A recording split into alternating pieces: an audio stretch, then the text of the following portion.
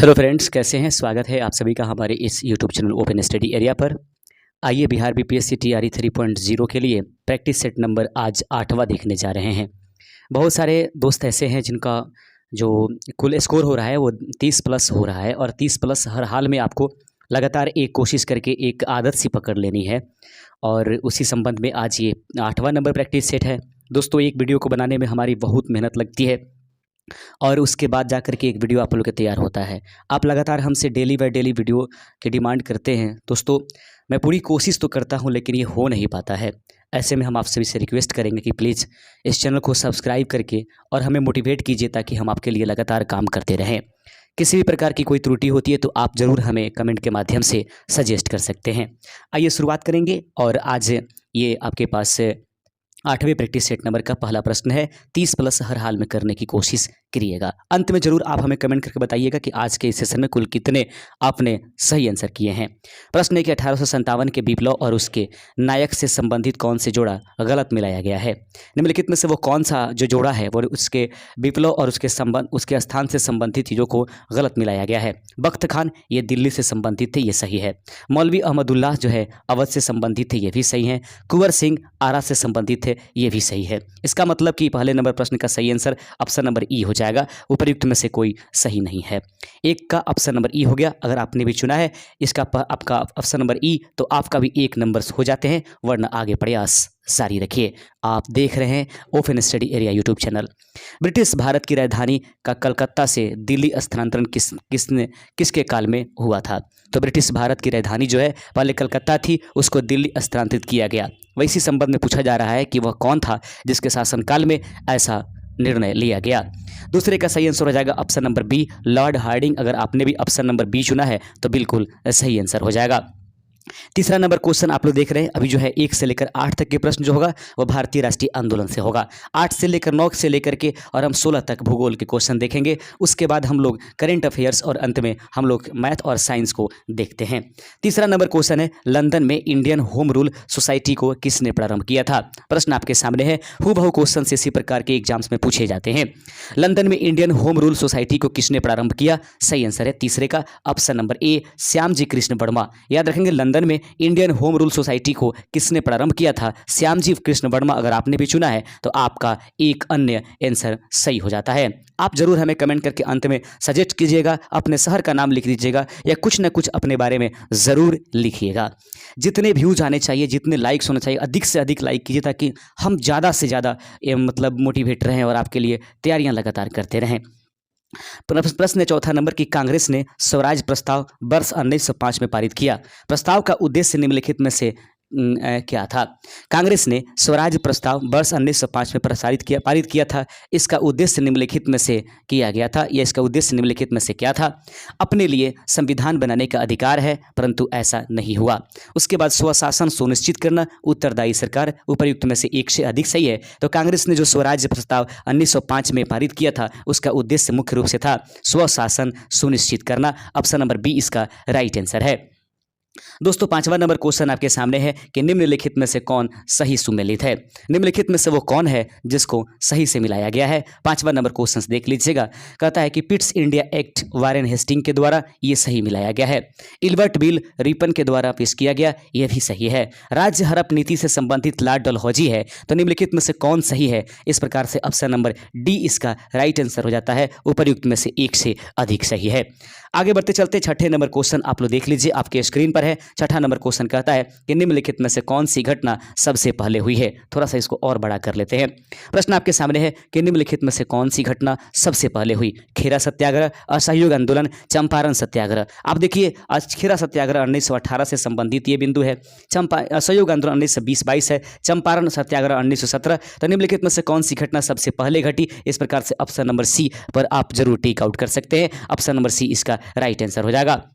प्यारे दोस्तों, ये अगला क्वेश्चन आपके सामने है और ये 7वां नंबर क्वेश्चन है। निम्नलिखित में से कौन संथाल विद्रोह का उद्देश्य था? निम्नलिखित में से कौन संथाल विद्रोह है? याद रखेंगे दोस्तों, संथाल विद्रोह से संबंधित जो नेता थे सिद्धू कान्हू और भैरव, ये सभी भाई थे और उसके बाद उनकी 2 बहनों ने भी इसमें भाग लिया था। दोस्तों, यह एक प्रकार का जनजातीय विद्रोह था, लेकिन इसका मुख्य उद्देश्य क्या था इसमें आपको दिए गए हैं।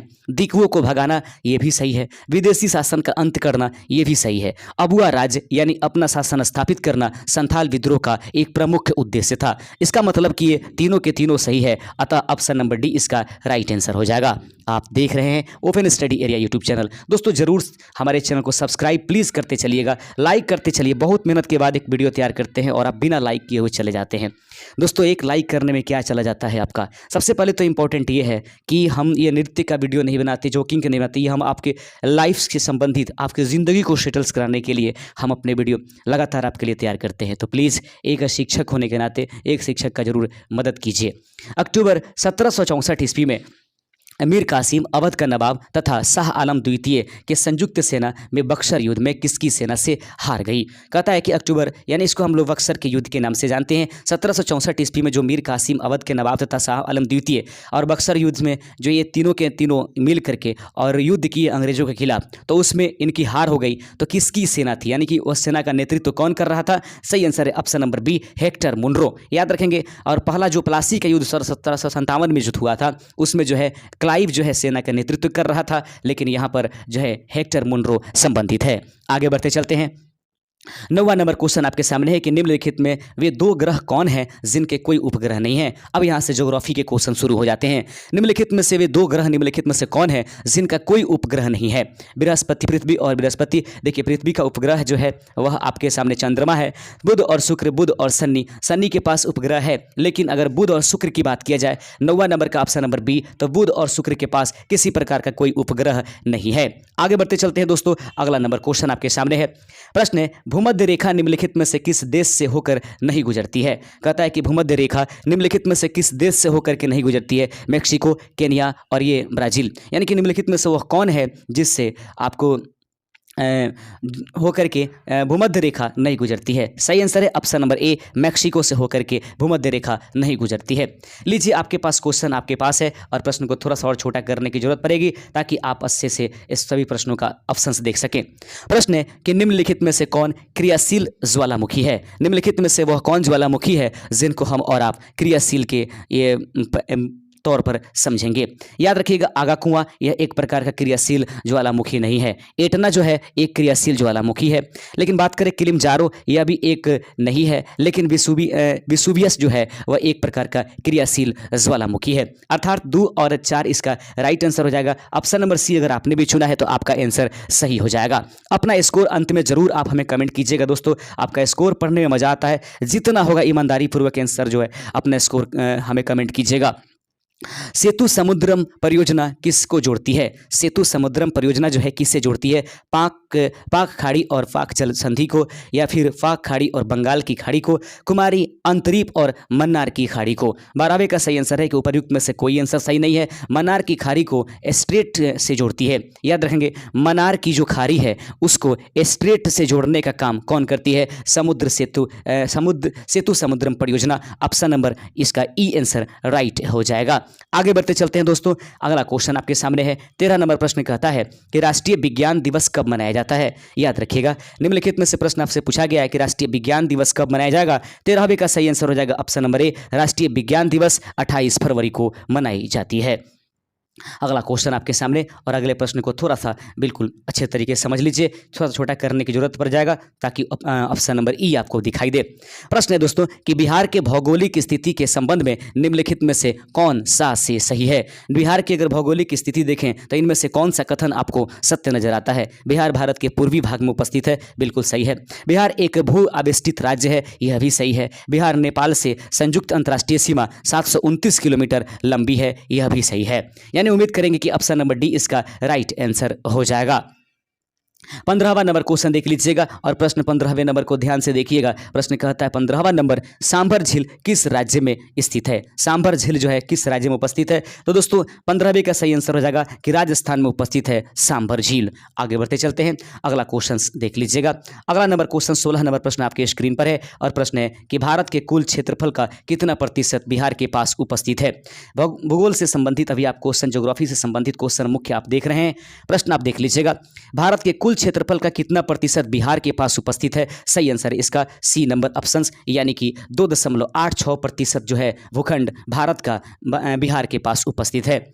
आगे बढ़ते चलते हैं, यहां से स्टार्ट हो जाता है यानी कि करंट अफेयर्स के क्वेश्चंस। ध्यान से देखिएगा, करंट अफेयर्स आप जरूर देखते रहें।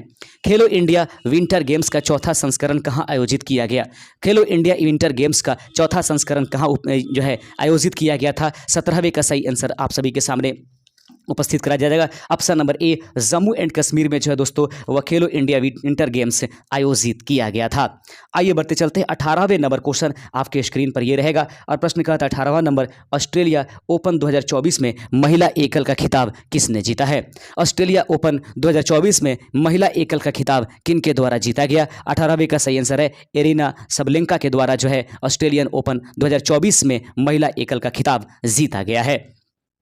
अगला क्वेश्चन देख लीजिएगा, 19 नंबर प्रश्न आपके सामने है कि घर तक पक्की गली नालियां कार्यक्रम बिहार की कौन सी सरकारी विभाग संभालती है? घर तक पक्की गली नालियां कार्यक्रम बिहार की कौन सी सरकारी विभाग संभालती है? तो दोस्तों सही आंसर हो जाएगा पंचायती राज विभाग द्वारा घर तक पक्की गली नालियां कार्यक्रम बिहार की सरकारी विभाग द्वारा संभाली जाती है। ऑप्शन नंबर बी इसका राइट आंसर हो जाएगा। लीजिएगा 20वां नंबर क्वेश्चन आपके सामने है कि नौ सैनिक अभियान मिलन 2024 का आयोजन कहाँ किया गया? नौ सैनिक अभियान मिलन 2024 का आयोजन कहां किया गया था? 20वें नंबर क्वेश्चन का सही आंसर है दोस्तों कि नौ सैनिक अभियान मिलन 2024 जो यह एक प्रकार का आयोजन था, सैनिक अभियान था, वह विशाखापट्टनम में आयोजित किया गया था। 21 नंबर क्वेश्चन आपके सामने है, किस शहर में भारत का पहला डॉल्फिन रिसर्च सेंटर खोला गया है? किस शहर में भारत का पहला डॉल्फिन रिसर्च सेंटर खोला गया? सही आंसर है बिहार की राजधानी पटना में जो है डॉल्फिन रिसर्च सेंटर स्थापित किया गया है। 22वां नंबर क्वेश्चन आपके सामने है और प्रश्न है कि हाल ही में एक खबरों में रहा ब्लू लाइन किन दो देशों के बीच सीमा का निर्धारण करता है? हाल ही में खबरों में रहा ब्लू लाइन किन दो देशों के बीच जो है सीमा का निर्धारण करता है? 22वें का सही आंसर हो जाएगा दोस्तों लेबनान और इजराइल के बीच में। हाल ही में खबरों में रहा ब्लू लाइन किन दो देशों के बीच में सीमा का निर्धारण करेगा? लेबनान और इजराइल इसका सही आंसर हो जाएगा। ये रहेगा आपके पास क्वेश्चन 23 नंबर, भारत ने पहली बार किस देश को BrahMos supersonic cruise missile export की है? भारत ने पहली बार किस देश को BrahMos supersonic cruise missile export की है? सही आंसर हो जाएगा फिलीपींस को। फिलीपींस को जो है भारत ने ब्रह्मोस सुपरसोनिक क्रूज मिसाइल जो है एक्सपोर्ट किया है। 24 और अंतिम नंबर क्वेश्चन है ये करंट अफेयर्स का, इस कंटेंट का, दुनिया की सबसे ऊंची चोटी माउंट एवरेस्ट को सर्वाधिक बार फतह करने का रिकॉर्ड किसने बनाया है? दुनिया की सबसे ऊंची चोटी माउंट एवरेस्ट को सर्वाधिक बार फतह करने का रिकॉर्ड किनके द्वारा स्थापित किया गया? सही आंसर है ऑप्शन नंबर बी कामी रीता शेरपा के द्वारा। याद रखेंगे सबसे सर्वाधिक बार माउंट एवरेस्ट पर चढ़ने का जो या उसको फतह करने का गौरव हासिल करने का श्रेय जो है कामी रीता शेरपा को जाता है। 24 का ऑप्शन नंबर बी इसका राइट आंसर हो जाएगा।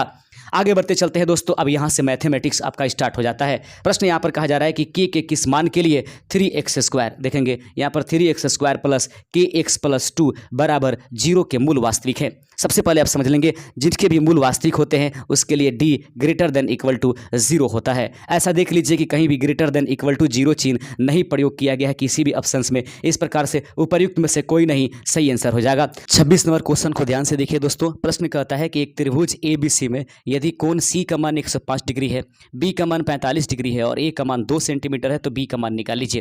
दोस्तों सबसे पहले आप जानते होंगे A + B + C यानी त्रिभुज के अंतः कोणों का मान 180 डिग्री होता है, ठीक है। तो उस कंडीशंस में A का मान आपके पास निकाल लेना है। A का मान क्या होगा? B का मान 105 आपके पास है और उसके बाद C का मान आपके पास 45 डिग्री है। उसके बाद यहाँ पर 180 डिग्री हो जाएगा तो यानी कि A का मान कितना हो जाएगा? 105 में 45 जोड़ेंगे 150 हो जाएगा। 180 में से आप 150 को घटा लीजिएगा, उस कंडीशंस में A का मान आपके पास 30 डिग्री आ जाता है, ठीक है। तो A का मान हमारे पास 30 डिग्री है और पूछा जा रहा है A का मान यानी कि कोण A का मान हमारे पास कितने डिग्री आ गए हैं? 30 डिग्री, ठीक है। तो उस कंडीशंस में आपको पूछा जा रहा है कि B का मान क्या होगा। इसके लिए हम सभी जानते हैं अनुपातिक नियम होती है A/sin A और बराबर b बटा आपके पास क्या होता है साइन b, या इसको ऐसे भी लिख सकते हैं, देख लीजिए यहाँ पर लिख सकते हैं b बटा साइन b हम लिख सकते हैं इक्वल टू a बटा क्या लिख देंगे साइन a कर देते हैं। उस कंडीशंस में b का मान हमको निकालना है और साइन b यानी कि b का मान हमारे पास कितना है यानी कि साइन 45 डिग्री हो जाएगा। बराबर हम यहाँ पर कर देंगे तो यहाँ पर a का मान हमारे पास 2 है और साइन a का मान हमारे पास a का मान 30 डिग्री निकाले थे तो साइन यहाँ पर 30 डिग्री हो जाएगा। यानी कहने का मतलब कि b रहने दिया जाएगा, साइन 45 डिग्री का मान 1/√2 लिख देंगे और उसके बाद आगे बढ़ा लेते हैं। b कर दीजिएगा, उसके बाद 1/√2 कीजिएगा इक्वल टू a का मान 2 कीजिएगा और उस कंडीशंस में यहाँ पर साइन कितने डिग्री का मान रखना था, हमारे पास a का मान जो आया था 30 डिग्री, उसका मान 1/2 हो जाता है। ऐसे में क्या करेंगे कि ये लंगड़ी भिन्न से ऊपर चला जाएगा दोस्तों। उस कंडीशंस में देखेंगे 2 गुने यहाँ पर 2 और उसके बाद मल्टीप्लाई आपके पास जो होगा आपके पास 1/√2 आ जाएगा। तो हम यहाँ पर देखेंगे तो यहाँ पर 2 और 2 कर देंगे गुना तो यहाँ पर कितना आ जाएगा 4 आ जाएगा। 4 गुने 1/√2 आ जाएगा। √2 से हम लोग परमेकरण करेंगे, √2/√2 कर देंगे। 4 में गुना कर देंगे तो 4√2 हो जाएगा। √2 में √2 से गुना करेंगे 2 आएगा, 2 से 2 कटा देंगे 2, यानी कि 2√2 इसका राइट आंसर हो जाएगा। ऑप्शन नंबर ए इसका सही आंसर हो जाएगा। आइए बढ़ते चलते हैं अपने अगले नंबर क्वेश्चन की तरफ और ये हाइट एंड डिस्टेंस क्वेश्चन है। उस पतंग की डोरी की लंबाई क्या होगी जो 36 तल के साथ 30 डिग्री का कोण बनाती है। पृथ्वी से पतंग की ऊंचाई अगर 75 मीटर है तब जब दिया गया है तो कहता है कि यहाँ से पृथ्वी जो है वहाँ पर 75 मीटर यहाँ पर लिखा गया है, याद रखेंगे। इसकी डोरी का लंबाई निकालना है जब यहाँ पर 30 डिग्री का निर्माण होता है। मान लीजिए कि इसका डोरी की लंबाई x है तो यह लंब हो जाएगा और यह कर्ण हो जाएगा। उस कंडीशन में निष्पत्ति कौन सी काम करेगी, साइन 30 इक्वल टू लंब बटा कर्ण अर्थात 75 बटा कितने करेंगे कर्ण का मान x कर देंगे। उसका साइन 30 डिग्री का मान कितना हो जाएगा दोस्तों 1/2 हो जाता है। बराबर कर दीजिएगा 75 जैसे का तैसा बटा में x कीजिएगा, x में 2 से गुना कीजिएगा, x इक्वल टू 75 में आप 2 से गुना कीजिएगा 150 डिग्री इसका राइट आंसर हो जाएगा। उम्मीद करते हैं कि 150 डिग्री आपने भी आंसर चुना होगा। ऑप्शन नंबर बी इसका राइट आंसर है। अगला क्वेश्चन आपके सामने है और 28 नंबर क्वेश्चन आपके स्क्रीन पर है कि दो पासा को एक साथ उछालने पर दोनों पर समान अंक आने की प्रायिकता क्या होगी। यहाँ पर प्रायिकता लिखा गया है, प्रायिकता पढ़ना है। तो देखिएगा दो जब पासा हम फेंकेंगे तो नंबर ऑफ एस यानी कि कुल जो घटना घटेगी 6 गुने 6 बराबर 36 आएगा। ठीक है, उसके बाद कहता है कि दोनों पासे पर संयुक्त अंक आने हैं। तो देखिएगा पहले दोनों पर 1-1 आएगा, फिर नहीं तो 2-2 आएगा, फिर नहीं तो 3-3 आएगा, उसके बाद फिर नहीं तो 4-4 आएगा, यानी फिर नहीं तो 5-5 आएगा और नहीं तो अंत में 6-6 आएगा। ऐसे अनुकूल घटना की संख्या कितनी हो जाएगी 6, यानी कि P ऑफ E का मान कितना होता है नंबर ऑफ E बटा नंबर ऑफ क्या S आता है। तो नंबर ऑफ E का मान आपने 6 में आया और नंबर ऑफ S का मान 36 आया है। कटा देंगे तो 6 एकम 6 यानी कि 6 एकम 6 बटा 1/36। लेकिन देखिएगा गौर कीजिएगा यहाँ पर 6/36 भी दिया गया है, यह भी आंसर सही हो जाएगा। कटाएंगे इसको तो 1/6 हो जाएगा, अर्थात ऑप्शन नंबर डी इसका राइट आंसर हो जाएगा। उपर्युक्त में से एक अधिक सही है। आगे बढ़ते चलते हैं। क्वेश्चंस ऐसा क्वेश्चन पूछा भी गया था बीपीएससी टीआरई 3.0 जो कैंसिल हुआ है उसमें एक क्वेश्चन पूछा गया था। 30 नंबर प्रश्न कहता है कि किसी बहुभुज से अंतः कोणों का योग 540 डिग्री है तो बहुभुज में कितनी भुजाएं हैं। दोस्तों इसको ज्ञात करने के लिए करना कुछ नहीं है, इसकी सूत्र होता है n-2 × 180। ठीक है ना, बराबर कितने हो जाएंगे जो कोण दिया गया है 540। इसका अन्य भी सूत्र होता है 18 3 कितने हो जाएंगे आपके पास 18 3 54, यानी कि n-2 इक्वल टू यहाँ पर 30 नहीं हमारा 3 होगा इक्वल टू 3 हो जाएगा। माइनस में 2 इधर लेकर चले आइएगा तो प्लस में 2 हो जाएगा, यानी n का मान 2 और 3 कितने हो जाएंगे 5 इसका सही आंसर हो जाएगा। इसका एक अन्य फार्मूला होती है वह है दोस्तों 2n माइनस कितना आपके पास 4 और उसके बाद मल्टीप्लाई 19 होती है बराबर 540। तो वही काम किया है मैंने कि 2 कॉमन निकाल कर इसको कटा दिया, इसको गुना कर दिया है तो 90 180 में तब्दील हो गया है। तो निकालने के लिए सूत्र आप ध्यान रखिएगा, यानी कि अंतः कोण जब दिए गए हैं तो भुजाएं कितनी होंगी। साधारण सूत्र याद रखिएगा n-2 × 180 बराबर जो 2 कोण दिए गए हैं उसको बराबर कर दीजिएगा। आगे बढ़ते चलते हैं। प्रश्न आपके सामने है और प्रश्न अगर 30 नंबर है कि किसी विद्यालय में 800 बच्चे हैं, किसी दिन 1/10 छात्र अनुपस्थित रहते हैं, बताइए उस दिन कितने छात्र उपस्थित रहते हैं। करना कुछ नहीं है, मान लेते हैं कि कुल छात्र जो शेष छात्र निकालना है तो किसी भी चीज़ का शेष निकालने के लिए 1 में से घटाते हैं, 1/10 हो जाएगा। ठीक है, तो 10 में से एक घटा लेंगे तो कुल मिलाकर के 9/10 हो जाएगा। अर्थात पूरे छात्रों का कितना भाग उपस्थित था, तो उपस्थित रहने वाले कुल जो भाग थे, 9/10 थे, लेकिन ये कितने छात्रों का था? तो याद रखेंगे 800 छात्रों का था। इसमें गुना कर लेंगे, कटा देंगे तो एक जीरो से एक जीरो खत्म हो जाएगा। 80 में 9 से गुना करेंगे 720 इसका राइट आंसर हो जाएगा। ऑप्शन नंबर बी इसका सही आंसर हो जाएगा। आइए देख लेते हैं 31 नंबर क्वेश्चन है। कहता है प्रश्न कि रुपए 550 में 30 कलम और 75 पेंसिल खरीदी गई है। यदि एक पेंसिल का औसत मूल्य रुपए 2 है तो कलम का औसत मूल्य क्या होगा?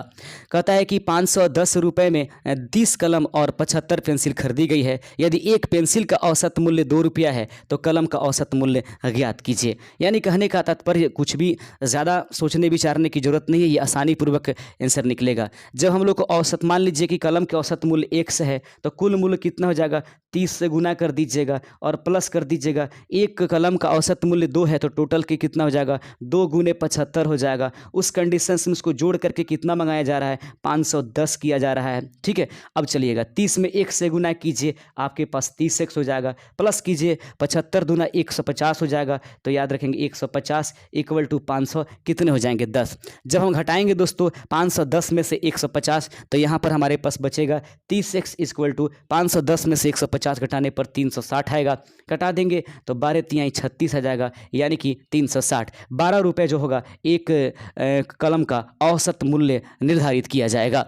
32 नंबर क्वेश्चन आपके स्क्रीन पर है और प्रश्न कहता है कि कितने वर्षों में 800 का मिश्र धन 5% वार्षिक चक्रवृद्धि ब्याज की दर से 882 रुपया हो जाएगा? कितने वर्षों में 800 रुपये का मिश्र धन जो होगा वह 5% वार्षिक ब्याज की दर से 882 हो जाएगा? तो यहाँ पर देख लीजिएगा, तो सबसे पहले हमारा सूत्र होता है A बराबर P इंटू 1 + R/100। पावर में कितना होता है? N होता है या T कहते हैं। A का मान हमारे पास 882 दिया गया है, ठीक है, और P का मान या गुना में है तो भाग में लेकर चले आइएगा, 800 हो जाएगा। उसके बाद 1 + R का मान आपके पास कितना दिया गया है दोस्तों?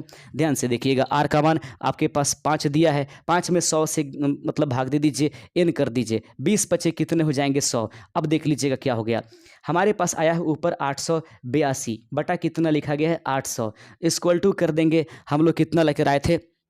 21 बटा कितना? 20 का पावर कितने कर देंगे? T। अब देख लीजिए, इसको कटाएंगे तो 4 4 1 हो जाएगा, इसको कटाएंगे तो 400 हो जाएगा। यानी कुल मिलाकर के आप सोचेंगे कि अब जो है वो आया वह है 441 बटा कितने?